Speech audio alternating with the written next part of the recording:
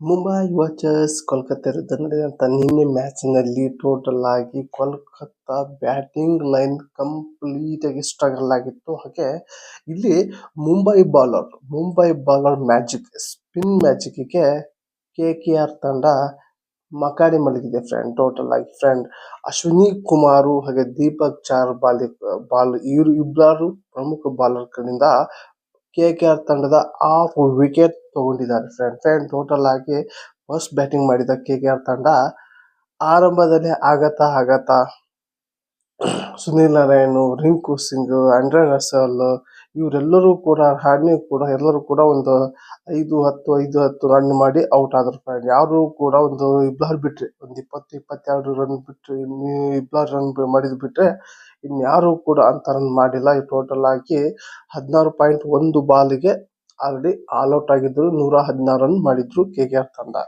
ಈ ಒಂದು 116ರಲ್ಲಿ ಪ್ರಮುಖ ಅಶ್ವಿನಿ ಕುಮಾರ್ 4 ವಿಕೆಟ್ ತಗೊಂಡ್ರೆ, ದೀಪಕ್ ಚಾರ್ 2 ವಿಕೆಟ್ ಪ್ರಮುಖ ಒಂದೊಂದು ವಿಕೆಟ್ ತಗೊಂಡ್ರು ಮುಂಬೈ ಇಂಡಿಯನ್ಸ್ ಬಾಲರ್ ಟೋಟಲ್ ಆಗಿ ಈ ಒಂದು ಟಾರ್ಗೆಟ್ ಚೇಸ್ ಮಾಡಕ್ಕೆ ಬಂದ ಮುಂಬೈ ತಂಡ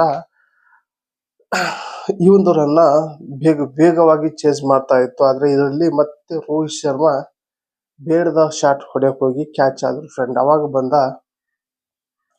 ತಿಲಕ ವರ್ಮಾ ಹಾಗೆ ರಿಯಾನ್ 62 ರನ್ ಕೂಡ ಮಾಡಿದ್ರು. ಅದ್ರ ಜೊತೆಗೆ ತಿಲಕ್ ವರ್ಮಾ ಔಟ್ ಆದ್ರು. ಸೂರ್ಯಕುಮಾರ್ ಯಾವತ್ತು ಕೂಡ ಬಂದ್ರು.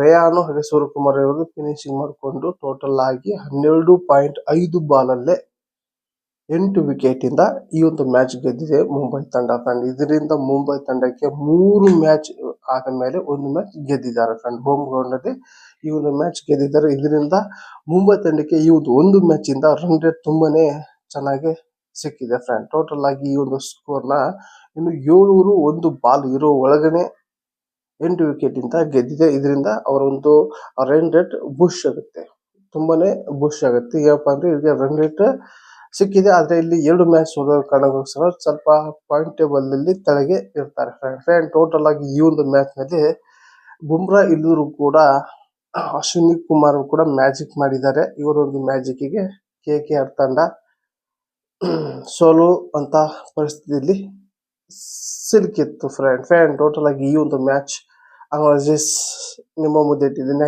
ಈ ಒಂದು ಮ್ಯಾಚ್ ನೋಡಿ ನಿಮ್ಗೆ ತಿಳಿಸಿ. ಹಾಗೆ ಈ ಒಂದು ವಿಡಿಯೋ ಇಷ್ಟ ಆದರೆ ಒಂದು ಲೈಕ್ ಅಂತ ವಿಡಿಯೋಗೆ ಎಂಡ್ ಮಾಡ್ತಾ ಇದೀನಿ ಮತ್ತೆ ಅಂತ ತಿಳಿಸಿ. ಬಾಯ್.